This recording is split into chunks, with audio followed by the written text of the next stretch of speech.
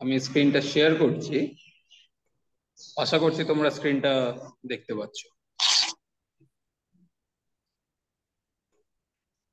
ওকে, আগের দিনকে আমরা হৃৎপিণ্ডের মধ্যে রক্ত সংবহন আহ, এবং তার প্রকোষ্ঠগুলো নিয়ে আলোচনা করেছিলাম, রক্ত কোথা থেকে কোথায় বাহিত হয়। আজকে এবং কিছুটা হার্টের ইলেকট্রিক্যাল অ্যাক্টিভিটি নিয়ে আমরা গিয়ে আলোচনা করেছিলাম। ওকে, তো সেখান থেকে আজকে আমরা কন্টিনিউ করব আরেকবার। আহ আচ্ছা, তার আগে আমি কয়েকটা কোশ্চেন কি সবাইকে একটুখানি জিজ্ঞেস করতে চাই।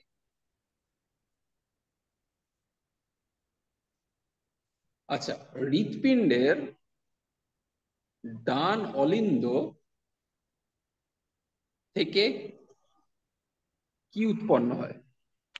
ডান অলিন্দ থেকে শিরা বা ধমনীর মধ্যে, শিরা না ধমনী, শিরা বা ধমনী যেটাই হবে, তার মধ্যে পার্টিকুলার কোন শিরাটা বা কোন ধমনীটা উৎপন্ন হয় ডান অলিন্দ থেকে হৃৎপিণ্ডে? সরি, ডান নিলয় থেকে। ডান নিলয় থেকে কি উৎপন্ন হয়?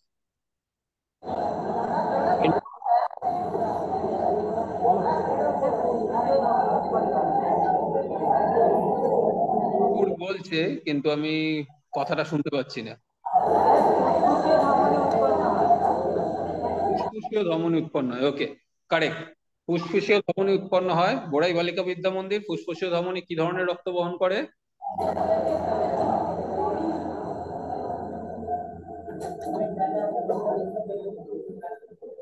ফুসফুসীয় ধমনী কি ধরনের রক্ত বহন করে?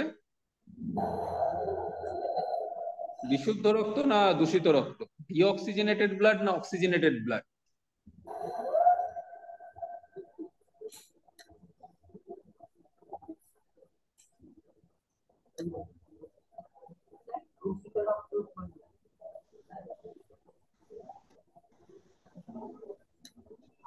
ফুসফুসীয় ধমনী, হ্যাঁ বলো। দূষিত রক্ত। দূষিত রক্ত বহন করে। দূষিত রক্ত মানে বেসিক্যালি যার মধ্যে অক্সিজেনের মাত্রা কম রয়েছে সেই ধরনের রক্ত।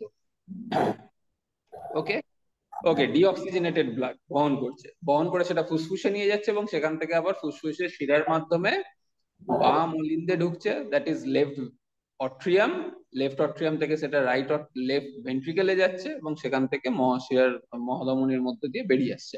ওকে, আমরা এই যে এসএ নোড এবং এভি নোডের কথা আগের দিনকে আলোচনা করেছিলাম। এসএ নোডের আরেকটা নাম কি? এনিওয়ান, কি বলা হয়? স্যার, পেস মেকার দিয়ে কিছু একটা ছিল। Yes, pacemaker. SA node কে বলা হয় পেস মেকার কোষ। এবং এভি নোড যেটা আরেকটা রয়েছে আমাদের অলিন্দ এবং নিলয়ের কাছাকাছি মাঝে, অট্রিও ভেন্ট্রিকিউলার নোড, সেটারই শর্ট ফর্ম হচ্ছে এভি নোড। অট্রিও ভেন্ট্রিকিউলার নোড কি, সেটাকে বলা হয় রিজার্ভ পেস মেকার। যদি কোনো কারণে এসএ নোড কাজ করছে না বা ফেল করছে, তাহলে এভি নোড কিছুক্ষণের জন্য চেষ্টা করে একটা ওরও ইলেকট্রিক্যাল অ্যাক্টিভিটি বা উদ্দীপনা তৈরি করার ক্ষমতা রয়েছে, হৃৎপিণ্ডকে সচল রাখতে সাহায্য করে বেশ কিছুক্ষণের জন্য।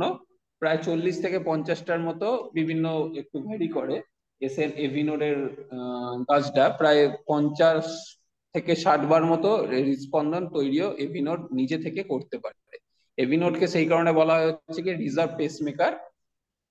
এবং সেই রিজার্ভ পেসমেকারের কাজটা কি, যখন সেখান থেকে উদ্দীপনা তৈরি করে বান্ডেল, রাইট বান্ডেল ব্রাঞ্চ এর থ্রু দিয়ে পার্কিনজি ফাইবারে দেয়, যাতে আমাদের যে ভেন্ট্রিকুলার ওয়াল রয়েছে, যেটা বেসিক্যালি মাংসপেশি, হৃৎপেশি, সেই হৃৎপেশির মধ্যে সেই ইলেকট্রিক্যাল অ্যাক্টিভিটিটা যাচ্ছে। এবং আমরা সবাই জানি, বা তোমরা হয়তো যে পড়েছো, যে মাসেল কাজ করার, পেশি কোষকে কাজ করানোর জন্য স্নায়ুর উদ্দীপনার দরকার পড়ে। স্নায়ু আমরা ব্রেন থেকে হোক বা যেখান আমাদের স্পাইনাল কর্ড, স্নায়ুতন্ত্রের যে বেসিক ফান্ডামেন্টাল কাজটা কি, স্নায়ু সেটাকে একটা ইনফরমেশনকে নিয়ে যাবে থ্রু ইলেকট্রিক্যাল অ্যাক্টিভিটি, যেটা মেনলি সেই ইলেকট্রিক্যাল অ্যাক্টিভিটির জন্য সেই পেশিটা আইদার সংকুচিত হবে, হয়তো প্রসারিত হবে, বা কতটা সংকুচিত হবে, এগুলো বিভিন্ন ধরনের সিদ্ধান্ত নিয়ে থাকে পেশি। হৃদপেশির ক্ষেত্রেও ঠিক একই কথা ঘটে, ঘটনা ঘটে। তাহলে এখানেই আমাদের মেন আলোচনার বিষয়। তোমরা হয়তো কিছুদিন আগে আরেকটা, আমরা এবারে ইলেকট্রিক্যাল অ্যাক্টিভিটি যদি ঠিক মতো কাজ না করে, বা রক্তে যদি হৃৎপিণ্ড এতটাই কম পাম্প করছে বা কোনো কারণে হৃৎপিণ্ডে যে রক্তটা আসছে, হৃৎপিণ্ড যেহেতু একটা পেশিবহুল অঙ্গ, পেশি রয়েছে, তাহলে কি হবে, সেই পেশিগুলোর চালনা করার জন্য বা চালিত হওয়ার জন্য তার কি দরকার, ইট রিকোয়ার্স অক্সিজেন। সিম্পল।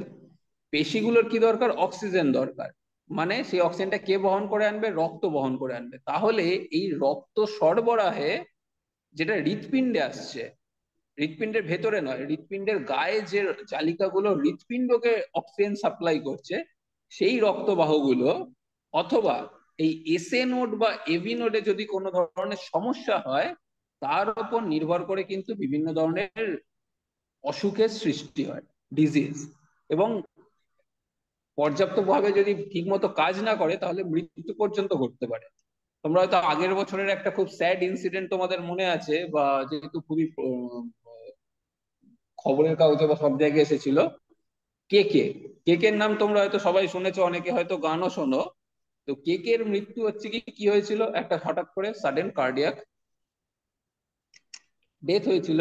পরিষ্কার এবং আহ, এছাড়া তোমাদের বাড়ির আশেপাশে অনেকের সময় অনেকে শুনে থাকতে পারো যে কারোর অনেক সময় ব্যবহার করা হচ্ছে যে হার্ট অ্যাটাক রয়েছে বা কার্ডিয়াক অ্যারেস্ট হয়েছে। এই ধরনের বিভিন্ন ধরনের কথা হয়তো তোমরা রোগ এবং যে কারণে সে হয়তো হসপিটালাইজড রয়েছে বা কোনো কারণে তার মৃত্যু ঘটেছে, এই ধরনের ঘটনা কিন্তু তোমরা তো শুনেছো। আমরা সেটা নিয়ে আলোচনা করব। তাহলে এই হার্টের কি এমন সমস্যা যেটার কারণে এই ধরনের রোগগুলো হয়। তো প্রধানত হচ্ছে কি হার্ট রিলেটেড মেন দুটো রোগ আছে। একটাকে বলা হয় কার্ডিয়াক অ্যারেস্ট, 2 নম্বর কিন্তু হার্ট অ্যাটাক। দুটো কিন্তু সেম নয়। যেহেতু তোমরা পড়াশোনা করছো তাই জন্য মনে রাখতে হবে, কার্ডিয়াক অ্যারেস্ট কখনো কখনো আর হার্ট অ্যাটাক, এই দুটো জিনিস কিন্তু এক নয়।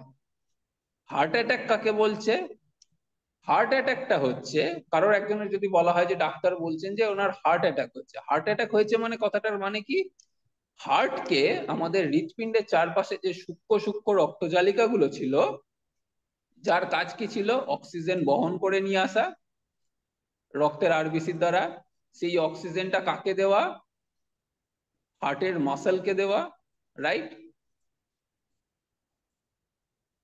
খুব একটা হয়তো ভালো নাও হতে পারে, কপাটিকা রয়েছে তো। এখানে অক্সিজেনটা কার দরকার, অক্সিজেনটা দরকার হার্টের যে মাসেল রয়েছে, রাইট, সেই পেশিগুলোর দরকার পড়ছে। কেন, কারণ পেশিকে সংকুচিত এবং প্রসারিত হতে গেলে কন্টিনিউয়াসলি তার মেন যে উপাদানটা দরকার সেটা হচ্ছে অক্সিজেন লাগবে। কোনো কারণে এই যে রক্তচালিকা গুলো যেটা হার্টে হৃৎপিণ্ডের চারিদিকে রক্ত সরবরাহ করছে, তারা যদি কোনো কারণে ব্লক হয়ে যায়, তাহলে কি হবে, কি কারণে ব্লক হতে পারে, কোনো ভাবে হয়তো ফ্যাট জমে গেছে তার ভেতরে। ফ্যাট, রক্তবাহের মধ্যে প্রচুর পরিমাণে কোলেস্টেরল ট্রাইগ্লিসারাইড যদি কারোর হাই থাকে বা এই ধরনের, তখন কি হয়, অনেক সময় করোনারি হার্ট অ্যাটাকের চান্স বা রিস্ক বেড়ে যায়। কেন, কারণ সেই ফ্যাট গুলো খুব সহজভাবে, ফ্যাট বা চর্বি, সিম্পল যদি খুব সহজ ভাষায় বলতে চাও, তাহলে সেই ফ্যাটটা কি হয়, জমতে জমতে আস্তে আস্তে রক্তবাহটাকে বন্ধ করে দেয়। রক্তবাহটা যদি বন্ধ হয়ে যায়, তাহলে কি হবে, এক জায়গা থেকে একদিক থেকে রক্ত আরেক দিকে বাহিত হতে পারছে না। তার ফলে সেখানে যে অক্সিজেনটা দেওয়ার দরকার ছিল, সেই অক্সিজেনটা, রক্ত থেকে যে অক্সিজেনটা দেওয়ার দরকার, সেই অক্সিজেনটাও কিন্তু সে আর দিতে পারছে না সেই পেশিগুলোকে। তার ফলে কি হলো, পেশিকোষটা অক্সিজেন না পাওয়ার ফলে ওর কাজ করার ক্ষমতা হারিয়ে ফেললো। এই ধরনের সিচুয়েশন যেটা পার্টিকুলারলি রক্তবাহ ব্লক হয়ে গেছে, ব্লক, তাহলে সেটা কি, হার্ট অ্যাটাক নামে, সেই রোগটাকে বলে হার্ট অ্যাটাক। ঠিক আছে, এটা কি কারণে হয়, you have a lack of blood flow to the heart. হার্টে রক্ত সরবরাহ ঠিক মতো হচ্ছে না। হার্টের ভেতরের কথা কিন্তু হচ্ছে না, প্রকোষ্ঠের ভেতরে, আমি আবার আরেকবার বলছি, হার্টের প্রকোষ্ঠের ভেতরে ঊর্ধ্ব মহাশিরা বা নিম্ন মহাশিরা থেকে যে রক্ত ফিরছে, বা ফুসফুসীয় ধমনী দিয়ে যে রক্তটা ফিরছে, সরি, ফুসফুসীয় শিরা দিয়ে যে রক্তটা ফিরছে ফুসফুস থেকে, সেগুলো কিন্তু জন্য মেনলি যে রক্ত ফ্লো ব্লক হয়েছে সেটার কথা হচ্ছে না। ফ্লো কোনটার ব্লক হয়েছে, যে রক্ত বাহগুলো হৃৎপিণ্ডকে রক্ত সরবরাহ করছিল, অক্সিজেন সাপ্লাই করছিল, সেই রক্ত বাহগুলো যদি ব্লক হয়, দ্যাট ইজ হার্ট অ্যাটাক। তাহলে হোয়াট ইজ কার্ডিয়াক অ্যারেস্ট, তাহলে কার্ডিয়াক অ্যারেস্ট কি? হার্ট বা কার্ডিয়াক সিস্টেম, ভাইস ভার্সা ইংলিশে বলা হয়, অনেক ক্ষেত্রেই ব্যবহার করা হয়। তাহলে কার্ডিয়াক অ্যারেস্ট কাকে? কার্ডিয়াক অ্যারেস্ট হচ্ছে যখন ইলেকট্রিক্যাল সিগন্যাল ঠিক মতো তৈরি হচ্ছে না। কখন? যেটা একটা ইলেকট্রিক্যাল প্রবলেম, তোমরা যদি নিচে দেখতে পাও ইলেকট্রিক্যাল প্রবলেম। আর একটা হচ্ছে গিয়ে ব্লাড ফ্লো রিলেটেড প্রবলেম, 2 নম্বরটা হার্ট অ্যাটাকটা। হার্ট অ্যাটাক হচ্ছে blood flow related problem, cardiac arrest হচ্ছে গিয়ে এভি নোড বা SA node, mainly SA node বা এভি নোড, এরা হচ্ছে উদ্দীপনা তৈরি করতে পারছে না। বুঝতে পারছো? কার্ডিয়াক অ্যারেস্ট তাহলে কি এসএ নোড এবং এভি নোডের প্রবলেম, হার্ট অ্যাটাক কি রক্তবাহের প্রবলেম। ঠিক আছে, তার মানে অবভিয়াসলি দুটো রোগ যখন আলাদা, তাহলে এদের ট্রিটমেন্ট মেথডও কি হয়? আলাদা হয়। কি ধরনের? একটা ছোট্ট পদ্ধতি আমরা দেখে নেব এবারে। তোমরা হয়তো এখন, যদি আমি সেদিনকে লোকাল ট্রেনে আসার সময় বা যাওয়ার সময় দেখছিলাম কোন একটা লোকাল ট্রেনের দেওয়ালে লেখা রয়েছে, মানে গায়েতে, রেল থেকেই, যে হাউ টু গিভ সিপিআর। তোমরাও হয়তো যখন চলাচল করো বা বিভিন্ন জায়গায় গেলে, বা ইনক্লুডিং লোকাল ট্রেনে যখন কথাটা সিপিআর লেখা রয়েছে, মানে জনগণকে কতটা জানানোর চেষ্টা করছে। কারণ কি হয়, অনেক সময় হঠাৎ করে অনেকের এই ধরনের ডিজিজ, সুস্থ স্বাভাবিকভাবে হাঁটাচলা করছিল, কিন্তু হঠাৎ করে সে ফেন্ট হয়ে অজ্ঞান হয়ে পড়ে গেল। কিন্তু তার পার্শ্ববর্তী, সেই কারণে যদি কেউ জেনে থাকে যে তার কি হয়েছে, একটু যদি সে বুঝতে পারে এবং যদি সিপিআর চালু করতে পারে, তাহলে অনেক সময় কিন্তু তাকে হসপিটাল পর্যন্ত জীবিত অবস্থায় নিয়ে যাওয়া যায় এবং তার প্রাণটা বাঁচানো যায়। সেই কারণে এখন বিভিন্ন সরকার থেকেও, সরকারি উদ্যোগ বা বিভিন্ন প্রতিষ্ঠান থেকেও বলা হয় যে অ্যাটলিস্ট সকলের বা বেশিরভাগ জনেরই সিপিআর পদ্ধতিটা জেনে রাখাটা খুবই গুরুত্বপূর্ণ। Now what is CPR? তোমরা যদি কেউ দেখো, একটুখানি চোখ কান খোলা রেখে যদি ট্রেনে চলো, ট্রেনের দেওয়ালে প্রচন্ড অ্যাডে ভর্তি থাকে বিভিন্ন ধরনের, কিন্তু সেগুলো এখন অনেক কমে গেছে, কিন্তু তা সত্ত্বেও এই ধরনের কিন্তু দেখবে স্টিকার বা ব্রেল অক্ষরে কিন্তু সিপিআর সম্বন্ধে বেশ কিছু কথা মেট্রোতেও অনেক সময় লেখা থাকছে এখন, পাবলিক প্লেসে, বিভিন্ন পাবলিক প্লেসে। তো হোয়াট ইজ সিপিআর? সিপিআর এর পুরো কথা কার্ডিও পালমোনারি রিসাসিটেশন। ঠিক আছে, সহজভাবে বলতে গেলে আমার হৃৎপিণ্ড কাজ করা বন্ধ করে দিয়েছে কোনো একটা কারণে, এবং সেই সময়তে হৃৎপিণ্ডকে আমি বাইরে থেকে বাহ্যিক চাপ দিয়ে, যেমন এখানে ছবিতে দেখতে পাচ্ছ কি একজন হাত দিয়ে চাপছে, বা নিচের ভিডিওটাতে দেখো হার্টের ওপরে কন্টিনিউয়াসলি খুব জোরে জোরে হচ্ছে কি চাপ দেওয়া হচ্ছে। চাপ দিয়ে কি হৃৎপিণ্ড যেমন সংকুচিত প্রসারিত হয়, হৃৎপিণ্ডকে চাপ দিয়ে যাতে হৃৎপিণ্ড থেকে রক্ত অন্যান্য অঙ্গে পৌঁছতে পারে। না হলে কি হবে, হৃৎপিণ্ড যদি ব্লাড সাপ্লাই বন্ধ করে কিছুক্ষণের জন্য, রক্তবাহের মধ্যে কিন্তু রক্ত তঞ্চন শুরু হয়ে যাবে। তোমরা হয়তো পড়েছো ব্লাড ক্লটিং বা রক্ত তঞ্চন পদ্ধতি, যেখানে অনুচক্রিকার একটা খুব গুরুত্বপূর্ণ ভূমিকা থাকে রক্ত জমাট বাঁধতে। তাহলে কি হবে, রক্ত যেহেতু সরবরাহ হচ্ছে না, সঙ্গে সঙ্গে ব্রেন বা এই অঞ্চলগুলোতে, ভাইটাল অর্গান গুলোতে রক্ত সরবরাহ হচ্ছে না, সঙ্গে সঙ্গে কিন্তু মৃত্যু পর্যন্ত ঘটতে পারে। সেই কারণে এনি হাউ হার্টটাকে চালু রাখতে হবে। কিভাবে করা হয়? এরকম ভাবে বুকের ওপরে চাপ দিতে হয়। কত রেটে? 100 থেকে 120 বার প্রতি মিনিটে চাপ দিতে হয়, খুব জোরে জোরে। কতটা জোরে? এতটাই জোরে চাপ দিতে হবে যাতে বুকটা, চেস্ট ওয়াল মিনিমাম 2 ইঞ্চেস বা প্রায় 5 সেন্টিমিটার, 5 সেন্টিমিটার বা 5 ইঞ্চেস যাতে নিচের দিকে নেমে আসতে পারে। চাপ অতটা দিতে হবে। কতটা চাপ? যাতে চেস্ট ওয়াল নিচের দিকে নামবে। কতটা নামবে? 5 centimetre, or approximately 5 centimetre, or 2 inches এর কাছাকাছি। ঠিক আছে, তাহলে হার্টের উপরে চাপ পড়বে এবং হার্ট হচ্ছে গিয়ে পাম্প করার চেষ্টা করবে। তার সাথে শুধুমাত্র কম্প্রেশন দিলেই হবে না, তার সাথে 30টা কম্প্রেশনের পরে 2 বার করে মুখ দিয়ে, মাউথ টু মাউথ ব্রিদিংও দিতে হবে। হয় মাউথ টু মাউথ, না হলে এখানে তোমরা যেটা দেখতে পাচ্ছ ভিডিওতে, একটা দেখো পাম্পের মতো সিস্টেম ইউজ করেছে, সেটার সাহায্যে ব্রিথ বাই ব্রিথ কিন্তু মানে যাতে এয়ার সাপ্লাইটাকেও কিন্তু কন্টিনিউয়াসলি করতে হবে। আমরা একটা দেখে নেবো এর ফান্ডামেন্টাল ফিজিওলজিটা কিভাবে কাজ করে। একটা ছোট্ট ভিডিও। হৃৎপিণ্ডের কাজ কি? কন্টিনিউয়াস দেখো কন্ট্রাকশন এবং রিল্যাক্সেশন হচ্ছে। আমি প্রত্যেককে রিকোয়েস্ট করবো তোমরা হার্টটাকে ভালো করে দেখো, হার্টের অঞ্চলটা দেখো। একটু আগে ঠিক রিদম করছিল, এখন কি হয়েছে? ইরেগুলার রিদম করছে। দেখো, রিদম বলতে কি বোঝাতে চাইছি, অলিন্দ এবং নিলয়ের যে সংকোচন এবং প্রসারণ, আগে অলিন্দ সংকুচিত হলো, নিলয়টা ফিল হলো, তারপরে নিলয় আবার সংকুচিত হলো, দিয়ে রক্ত যাচ্ছে। এইটা দেখো একটা ইরেগুলার বিট হচ্ছে। তার জায়গায় রেগুলার বিট কোনটা ছিল? দেখো এখন যেটা দেখতে পাচ্ছ, দেখো অলিন্দ এবং নিলয়ের মধ্যে একটা সুনির্দিষ্ট একটা বিট রয়েছে। এখন কি হলো? ইরেগুলারিটি স্টার্ট হলো, অনিয়ম, হৃৎপিণ্ড ঠিক মতো কাজ করছে না, কিন্তু বিট করছে, পাম্প করছে, কিন্তু ঠিক মতো করছে না। কেন করছে না? এই সমস্যাটা মেনলি হয় এসএ নোড এবং এভি নোড উদ্দীপনা ভুলভাল তৈরি করছে, এবং এটাকে বলা হয় আর্ট্রিয়াল ফিব্রিলেশন। এই পার্টিকুলার রোগটার নাম হচ্ছে কি ফিব্রিলেশন। এটার কিন্তু আবার আলাদা একটা সমাধান আছে। কিন্তু যদি কোনো কারণে হচ্ছে কি কোনো এই ধরনের ডিজিজ হয়, সাময়িকভাবে যদি রক্তকে সঞ্চালন করতে হয়, তাহলে কি হবে? তার জন্য সিপিআর পদ্ধতিটা দিতে হয়।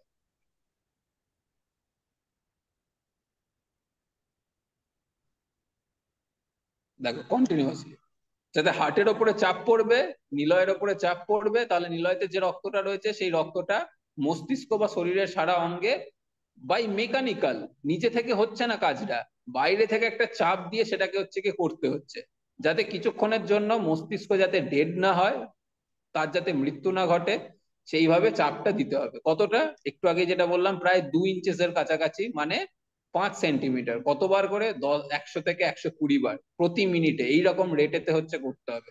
গায়ের জোর দরকার পড়ে অবভিয়াসলি যারা দেন। তাহলে এই হচ্ছে গিয়ে গেল একটা সিপিআর পদ্ধতি। যদি সিপিআর পদ্ধতি ঠিক মতো কাজ না করে, বা এই রেটটা যদি খুব জোরে জোরে হয়, খুব দ্রুত হয়, তাহলে রক্ত আবার ওই অঙ্গগুলোতে পৌঁছবেই না। আবার খুব আস্তে হলেও, দেখো আস্তে হলেও দেখো রক্ত ঠিকঠাক জায়গায় পৌঁছবে না। দেখো এখন কত আস্তে আস্তে হচ্ছে, মানে 100 থেকে 120 বারের রেটে করছে। আবার খুব দ্রুত করলেও হয় না, সেই কারণে একদম নির্দিষ্ট মাত্রা হচ্ছে, গড়ে 100 থেকে 120টা বিটস, মানে প্রেসার পার মিনিটে, কম্প্রেশন পার মিনিট হওয়া উচিত। তবেই সমস্ত অঙ্গ প্রত্যঙ্গগুলোর মধ্যে সঠিকভাবে রক্তটা, যে উদ্দেশ্যে সিপিআর দেওয়া হচ্ছে, সেই উদ্দেশ্যটা ফুলফিল হয়। ঠিক আছে? এটা হচ্ছে সিপিআর পদ্ধতি বলা হয়। আচ্ছা, কিন্তু তাহলে এবারে কোশ্চেন হলো হচ্ছে কি, তাহলে আরেকটা মেকানিজমের কথা আমরা আলোচনা করব। যদি এসএ নোড এবং এভি নোড ঠিক মতো কাজ না করে, এফসএ নোড এভি নোড না হলে কি হবে? কোন রোগটা হয়? একটু আগেই বললাম, এনিওয়ান, ইলেকট্রিক্যাল প্রবলেম যদি হার্টের কিছু থেকে থাকে, তাহলে সেই রোগটাকে কি বলে? কি ঘটতে পারে? কার্ডিয়াক হার্ট অ্যাটাক না arrest. Cardiac arrest? Cardiac cardiac arrest. Good, cardiac arrest. তাহলে কার্ডিয়াক অ্যারেস্ট যদি কারোর হয়ে থাকে, তার তো কোথাও কোনো ব্লক নেই, তার কোথাও কোনো ফ্যাট জমে নেই, কোনো শিরা বা ধমনির মধ্যে যেখান থেকে রক্তটা আসছে, কোথাও কোনো ডিপোজিশন হয়নি। তাহলে তখন এসএ নোড এবং এভি নোডকে আবার পুনরায় ঠিকঠাক ভাবে চালানোর জন্য একটা পদ্ধতি আছে। তোমরা হয়তো অনেক সিনেমাতেও এখন দেখেছো, বলিউডের অনেক সিনেমাতে হচ্ছে গিয়ে ভালোভাবেই ডিফিব্রিলেশন অনেক সময় দেখানো হয়, কিন্তু বা হলিউডের অনেক ইংলিশ, হলিউডের মুভিগুলোতেও যে ডিফিব্রিলেশন কি করা হয়, একটা বুকের ওপরে দুটো এরকম জেল লাগিয়ে, দুটো প্যাডের মতো রয়েছে, সেটাকে বুকের ওপরে রাখা হয় এবং জোরে একটা শক দেওয়া হয়। শক মানে একটা কারেন্টের ইলেকট্রিক্যাল শক। সেই ইলেকট্রিক্যাল শকটা কি করতে পারে? এভি নোড এবং এসএ নোড থেকে যে পার্কিনজি ফাইবারের দিকে দেখো, সেই শকটা ট্রান্সমিট হয়। ওপর দিকে থাকে এভি নোড, আমাদের যে হার্টের যে স্ট্রাকচার, ওপর দিকে কি থাকবে? অলিন্দ।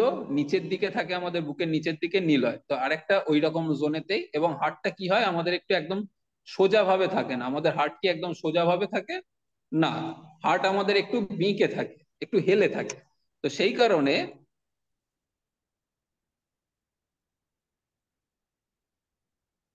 উপর থেকে নিচের দিকে যাতে সেইভাবেই এসএ নোড এবং এভি নোড ঠিক মতো কাজ করতে পারে, সেই কারণে ডিফিব্রিলেশন বলে একটা টেকনিক আছে, সেইটা দেয়া হয়। এই যন্ত্রটার নাম কি? যন্ত্রটার নাম হচ্ছে কি ডিফিব্রিলেটর। ওকে, ডিফিব্রিলেটর দিয়ে ডিফিব্রিলেশন করা।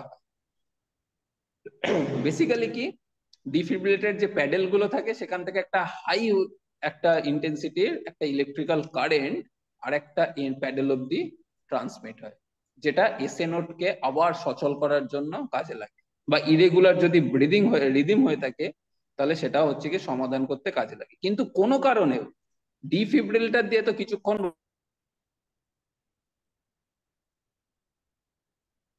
হচ্ছে, তখন আসে পেসমেকার।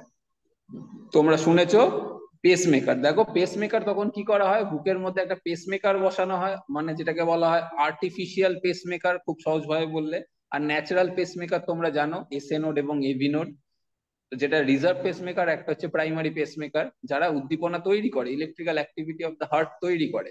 তো এই পেসমেকার যখন এসএ নোড ঠিক মতো কাজ করছে না, তখন আর একটা এরকম পেসমেকার বসাতে হয়, যার কাজ কি, যার কাজ হচ্ছে গিয়ে ইলেকট্রিক্যাল ইম্পালস তৈরি করা।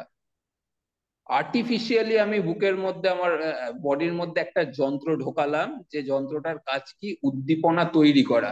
সেই উদ্দীপনা কোথায়, অলিন্দকে সংকুচিত করবে এবং নিলয় ভেন্ট্রিকলকেও সংকুচিত করবে এবং রিল্যাক্স করবে, মানে সিস্টোল এবং ডায়াস্টোল কন্টিনিউয়াসলি করতে থাকবে। একটা নির্দিষ্ট সময় পরে এই পেসমেকারেরও ব্যাটারি শেষ হয়ে যায়, বা পেসমেকার খারাপ হয়ে যেতে পারে কোনো কারণে, বা যেহেতু একটা যন্ত্র তার একটা নির্দিষ্ট লাইফ স্প্যান আছে, তখন আবার অপারেশন করে কি করতে হয়, আবার এই পুরোনো পেসমেকারটাকে সরিয়ে নতুন আর একটা পেসমেকার বসাতে হয়। ঠিক আছে, এই ধরনের বিভিন্ন হচ্ছে কি রয়েছে। আচ্ছা, তো এবারে হার্ট ঠিক মতো কাজ করছে কিনা এটা জানার জন্য একটা টেকনিক আছে। সেই টেকনিকটার নাম হচ্ছে, হৃৎপিণ্ডের মধ্যে কোনো অ্যাবনর্মালিটি আছে কিনা হৃৎপিণ্ডের কাজের মধ্যে, বা হৃৎপিণ্ডের কার্যকলাপ ঠিকমতো হচ্ছে কিনা সেটা জানার জন্য ইসিজি, তোমরা হয়তো অনেকেই বাড়িতে ইসিজি এর গ্রাফও দেখে থাকতে পারো, বা নামটা হয়তো খুব ভালোভাবে অনেকবার শুনেছো। কে কে নাম শুনেছো হাত তুলে একটুখানি, তুলে। ইসিজি নাম সবাই শুনেছে হয়তো, দু তিনজন তুলেছে, দু তিনজনই শুনেছে, বাকিরা আর কেউ শোনেনি। ওকে, এই তো অনেকজন শুনেছে, গুড। তাহলে কি এই ইসিজি, ইসিজি ইলেকট্রোকার্ডিওগ্রাফি কি করে, হার্টের রিদমিক অ্যাক্টিভিটিটাকে হচ্ছে কি ক্যাপচার করে। কি ধরনের, এই যে বাইরে তোমরা দেখতে পাচ্ছ ছোট ছোট এইগুলোকে বলা হয় লিড, ইসিজি লিড বলা হয় এক একটা। ঠিক আছে, এই লিড গুলো কি করে, হার্ট কি করে যখন একটা এসএ নোড থেকে এভি নোড বা এসএ নোড যখন সংকুচিত হচ্ছে, একটা ইলেকট্রিক্যাল ইম্পালস জেনারেট করে, ইম্পালস তৈরি করে, ইলেকট্রিক্যাল ইম্পালস। এই লিড গুলো কি করে, ইলেকট্রিক্যাল অ্যাক্টিভিটিটাকে ক্যাপচার করতে পারে, ধরতে পারে, যে কতটা ইলেকট্রিক্যাল অ্যাক্টিভিটি বা ইলেকট্রিসিটি তৈরি হয়, মানে সহজভাবে হচ্ছে ইলেকট্রিক্যাল ইম্পালস তৈরি হয়েছে। এ তো আর হার্টের ভেতরে ঢোকানো নেই লিড গুলো, সে কোথায়, চামড়ার ওপরে, গায়ের চামড়ার ওপরে লাগানো রয়েছে, কিন্তু ভেতরে যে ইলেকট্রিক্যাল অ্যাক্টিভিটিটা হচ্ছে হৃৎপিণ্ডের, সেই হার্টের ইলেকট্রিক্যাল অ্যাক্টিভিটিটা ক্যাপচার করতে পারে। এবং সেই ইলেকট্রিক্যাল অ্যাক্টিভিটির জন্য চেস্টে দেখবে তোমরা বুকের ওপরে অনেকগুলো লিড লাগানো হয়। কটা লিড লাগানো হয়, 6টা লিড লাগানো হয়। মনে রাখবে, নেক্সট দিন যদি কখন, যে 6টা ইলেকট্রিক্যাল লিড, একটা হচ্ছে স্টারনামের ডান দিকটাতে থাকে, আর বাকি 5টা হচ্ছে গিয়ে বাম দিকে থাকে, যেগুলোর নাম হচ্ছে গিয়ে V1, V2, V3, V4, V5, V6। এছাড়াও দেখবে দুটো হচ্ছে গিয়ে হাতে লাগায়, ডান হাতে এবং বাম হাতে, আর পায়েতে লাগায়। অনেক সময় হচ্ছে গিয়ে আরেকটা নিউট্রাল আরেকটা পায়েতেও লাগাতে পারে, দুটো পায়ে এইভাবে। অথবা কখনো কখনো সেটা কাঁধের কাছেও লাগানো হয়, হয় হাতে লাগায় নয়তো কাঁধের কাছে বা কোমরের কাছে ওই রিজিয়নে লাগানো হয়। তো মোটামুটি এই 4টে লিড প্লাস এই 6টা বুকে যেটা লাগানো হয়, এর সাহায্যে আমরা কি করি, হার্টকে বিভিন্ন সাইড থেকে বিভিন্ন দিক থেকে দেখা হয়। এবং দেখে কি পাওয়া যায়, দেখে এরকম একটা খুব সুন্দর গ্রাফ দেখতে পাওয়া যায়। এটা হচ্ছে কি একদম নর্মাল হার্ট রিদিমের গ্রাফ, যে নর্মাল যদি হার্ট ঠিক মতো কাজ করে, তাহলে এরকম একটা ইম্পালস জেনারেট হয়, যার মধ্যে একটা বিভিন্ন ধরনের নচ থাকে। প্রথমটা হচ্ছে গিয়ে পি বলা হয়, তারপর একটা কিউ, তারপর একটা আর, তারপর একটা এস, তারপর একটা ওঠে, তারপরে কিছু দূর গেল আবার একটা টি। এগুলোকে বলা হয় পি, কিউ, আর, এস, টি। কখনো কখনো হালকা করে একটা ছোট্ট ইউও দেখা যায়। এই প্রত্যেকটা গ্রাফ, যেখানে এটা কি গ্রাফ এক ধরনের, তো এই গ্রাফ পেপারের ওপরে উঠছে, তোমরা হয়তো ম্যাথামেটিক্সে অঙ্কে হচ্ছে কি গ্রাফ পেপার ইউজ করছো। তো এই গ্রাফগুলোতে কি এখানে কতটা হাইটে উঠেছে, কতটা হাইট এটার, এইটার কতটা হাইট, আটটার, বা এই আর থেকে টি এর মাঝের গ্যাপ কতটা, পি থেকে আর এর মাঝের গ্যাপ কতটা, কতক্ষণ সময় লেগেছে। এই গ্রাফের মেনলি দুটো অ্যাক্সিস থাকে, তোমরা জানো, এক্স অ্যাক্সিস এবং ওয়াই অ্যাক্সিস, তাই তো? এক্স অক্ষ এবং ওয়াই অক্ষ, গ্রাফ গ্রাফ করছো তো সবাই অঙ্কে? হ্যাঁ না না? ওকে। এক্স অ্যাক্সিসটা হচ্ছে গিয়ে সময়কে নির্ধারণ করে, কি ইন্ডিকেট করে? টাইম। ঠিক আছে, তাহলে যত এই পি আর এগুলো হচ্ছে কি কতক্ষণ সময় লাগছে। এবারে কি ইন্ডিকেট করছে সেগুলো একটুখানি আমরা চট করে সহজভাবে দেখে নেবো। তোমাদের সময় অলরেডি হচ্ছে কি টাইম আপ হয়ে গেছে, তো আমি জাস্ট কুইকলি, পিটা ইন্ডিকেট করে অলিন্দের সংকোচন। অলিন্দ যখন সংকুচিত হচ্ছে তখন পি উৎপন্ন হয় ইসিজিতে।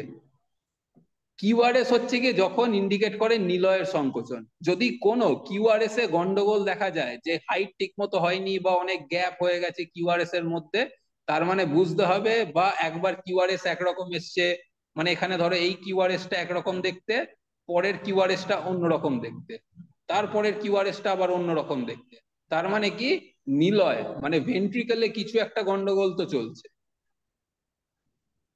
বুঝতে পেরেছো?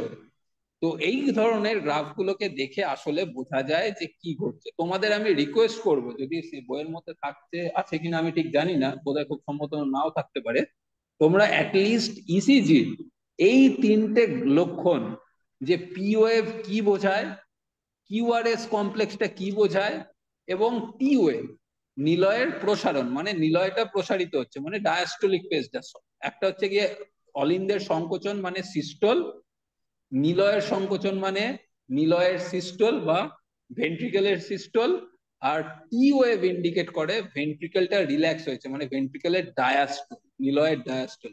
এই তিনটে মনে রেখো, ঠিক আছে? নেক্সট দিনকে তোমাদের টাইম বোধহয় ক্লাসের টাইম আপ হয়ে গেছে। না, এটা একটুখানি এখনো বাকি রয়েছে, তো we can discuss, no issues. তার মানে কি, পি ওয়েভ দেখো, পি ওয়েভ কি ইন্ডিকেট করছে? পি ওয়েভ অট্রিয়ামটা হচ্ছে কি, অলিন্দ হচ্ছে গিয়ে অ্যাক্টিভেট হলো। কিউআরএস কোনটাকে বোঝাচ্ছে? কিউআরএস হচ্ছে গিয়ে ভেন্ট্রিকেলটা অ্যাক্টিভেট হয়েছে। টি ওয়েভ কি?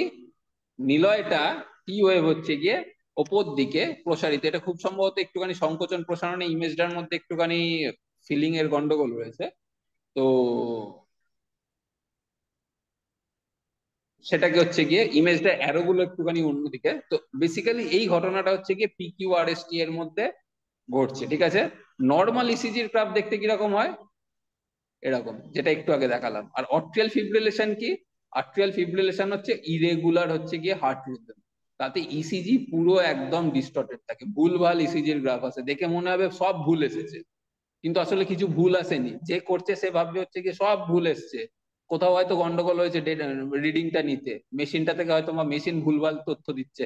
একদমই না, কারণ মেশিনের মধ্যে যদি এই ধরনের তথ্য আসে, সে যদি গ্রাফিক্যালি ইসিজির গ্রাফে যদি এই ধরনের রিদম থাকে, তার মানে হার্টের মধ্যে কোথাও না কোথাও কিছু একটা অ্যাবনর্মালিটি চলছে, ঠিক আছে? নেক্সট দিনকে আমরা একটা ইন্টারেস্টিং জিনিস দেখবো, ইসিজির গ্রাফ থেকে কি করে হার্ট রেট ক্যালকুলেট করতে হয়, ঠিক আছে? আজকের মতো এই পর্যন্তই। কারোর কোনো কোশ্চেন আছে, কারোর কোনো ডাউট?